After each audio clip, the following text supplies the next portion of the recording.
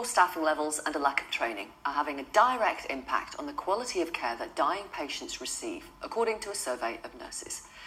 Nursing Standard and Marie Curie asked nurses about their experiences of caring for patients in their final months, weeks and days of their lives. 2 out of 3 nurses said they just don't have enough time to provide high quality care. They also said training and community services need to improve. So we're going to talk to various members of the nursing profession, including Conservative MP Maria Caulfield, who still does shifts as an NHS nurse, an assistant mental health nurse, Diane Kaywood, and Alfin Putin-Parekel, who is with us, who works in intensive care. Let me start with you, Alvin. Really give our audience an insight into a typical day for you. In an ITU setting, it is a very fast-paced environment, and it involves a lot of high-pressure time management and organizational skills.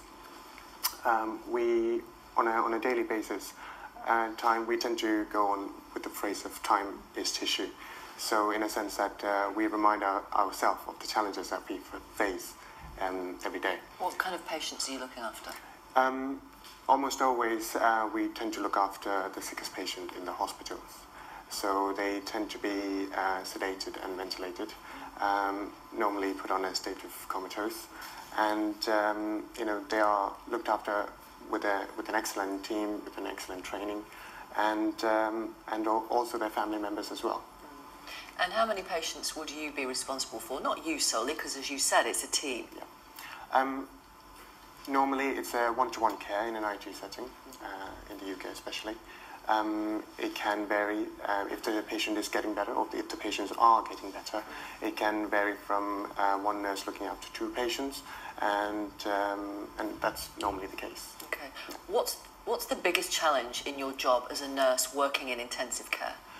The biggest challenge, I would say, is having not enough time, essentially, because there are a lot of things to do in a given period of time, for example, in a 12-hour period. However, the most important goal for all of us as a team is to help the recovery of the patient. Of course. And besides that, we have to document everything that we do, and look after the welfare of the family members, and look after the welfare of ourselves as well, support each other throughout the process of a heavy, kind of emotionally, distressing day. So. Okay, that's fantastic insight. Thank you, Alvin. Diane, let me bring you in. You're an assistant mental health nurse, Diane Kaywood. Thanks for talking to us, Diane. Again, a typical day. Give our audience a real insight. Really get under the skin of what you do on a daily basis. Well, no 2 days are the same in mental health, and that's part of what I love about it. But it's usually quite busy and quite hectic. You'll have wards of about 22, 23, 24 patients.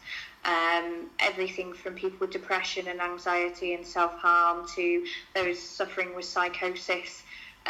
So you're looking after the day-to-day needs generally of people with mental health conditions, and then of course if any of them have physical illnesses as well. And on a ward with say 22 patients, how many staff like you would there be? So on a day shift, typical, there'd probably be 2 qualified nurses and 2 nursing assistants. On a night shift, there would be 1 qualified nurse and 2 nursing assistants. Is that enough? I wouldn't say so, no. I would say we definitely needed more staff, and particularly if the ward is more busy or if you have more things going on the ward, you do need more staff. What's your biggest challenge? Like the previous gentleman said, it's time. You never have enough hours in the day to do your job.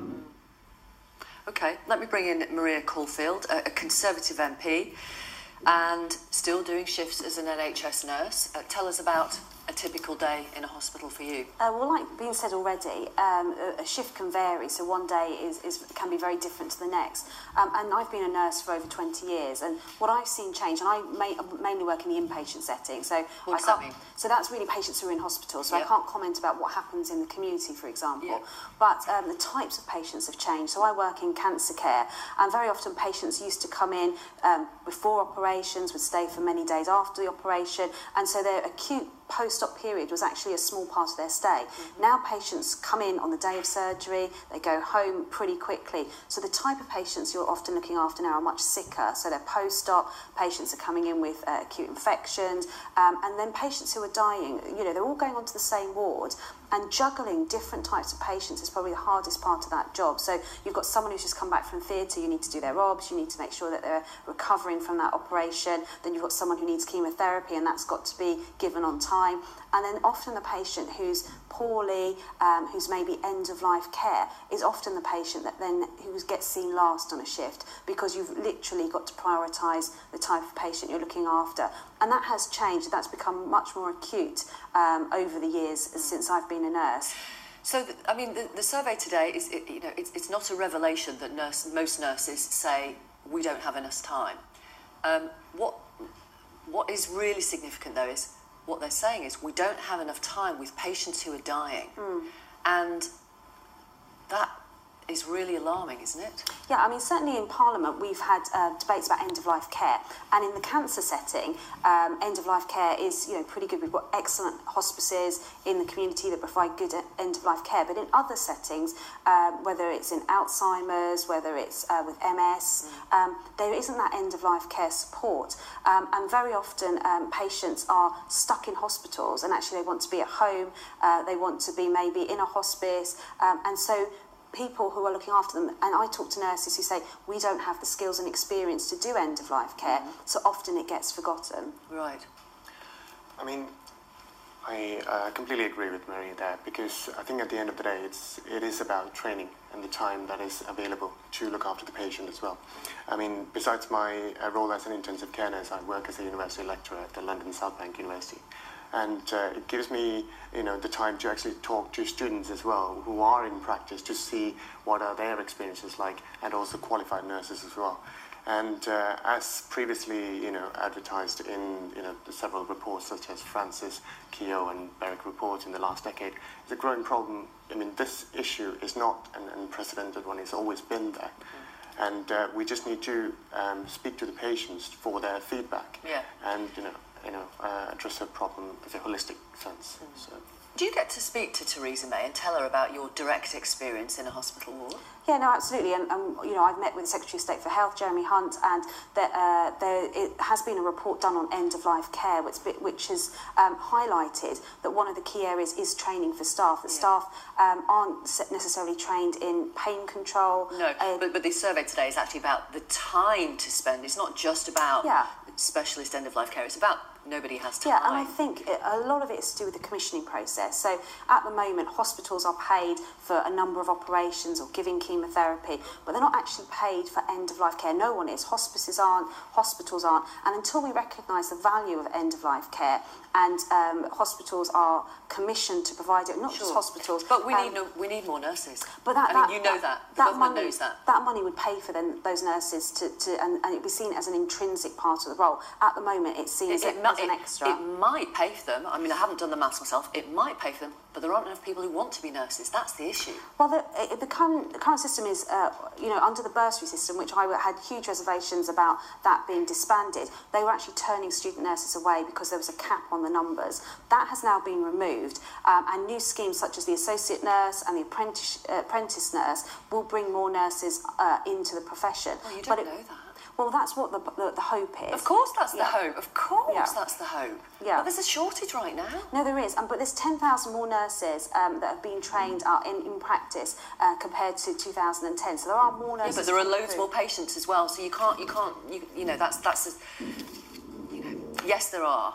But there are so many more patients and there are so many more challenges because of the lack of social care. my experience over 20 years is that the skill mix is better on the wards now, and the number of nurses is actually, I used to look after maybe 10, 15 years ago, 10 patients on a shift. That is now dropped down to maybe 6, and that is due to reports like the Francis report that Alvin's mentioned. That's about safety, wasn't it? That was about safety, Patient and absolutely, safety, nurses were looking after too many patients. That still happens in some places. Okay. Let me ask you, Alvin, and you, Diane, what you would say to Maria, who occasionally has a hotline to the Prime Minister because of her own experience in the NHS. What message should she give to the Prime Minister about what might help? I think fundamentally it's all about the organisational skills and the adequate amount of training for the appropriate kind of nurses in a particular kind of settings, so that they can approach these kind of challenges in the right kind of way. Okay. So. Diane, what about yourself? What would you say?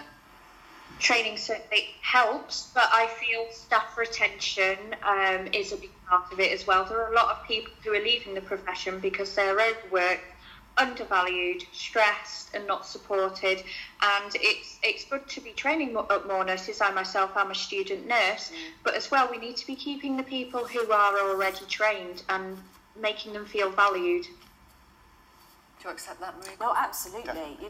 I think there is a huge retention problem, and there's also a problem. Why do you think that is? Well, I think it is a difficult job. There is a huge level of burnout. There's only so long you can be dealing in that stressful situation day after day. But there are also a number of nurses that want to return to practice, and actually it's very, very difficult to do that. It's quite a time-consuming, expensive process to return to nursing. So while we do need to focus on keeping our nurses and looking after them so they don't feel that they need to leave the profession, we also need to make it easier for people who want to return to nursing as well. Okay.